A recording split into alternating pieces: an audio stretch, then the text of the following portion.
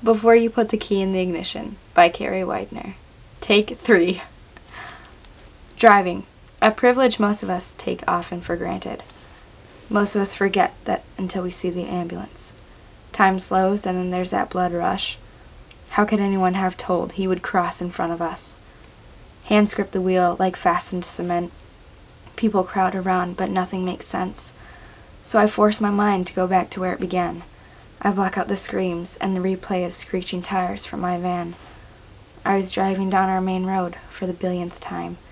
It's become like habit for me, so I turn on my radio to clear my mind.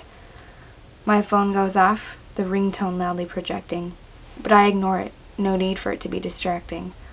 I turn it off, but immediately it starts up again. It must be my mom and some important something. This time I answer, but regret it as soon as I do.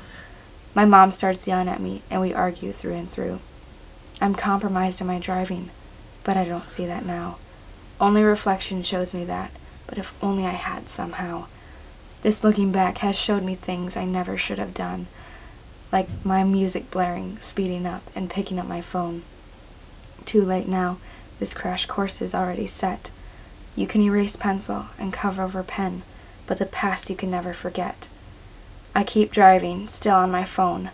My speed's pushing 60 on this county road. The light up ahead turns yellow for slowing. Unfazed, I gun it through the red, my senses still unknowing. I was the merger. I should have looked. Usually it comes natural, like reading a book.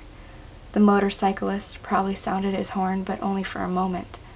I didn't hear him, and moved into his lane, causing a commotion.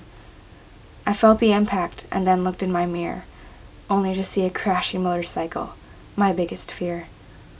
Punching my brakes, screeching filled the air. My phone hit the floor as my eyes fixed into a stare. Paralyzed by what I had done, the movement returns from my past to the present one. I stumble out of my car, trying to understand what I see. I mutter to myself, I caused this. This is done by me. My phone, my music, my speed.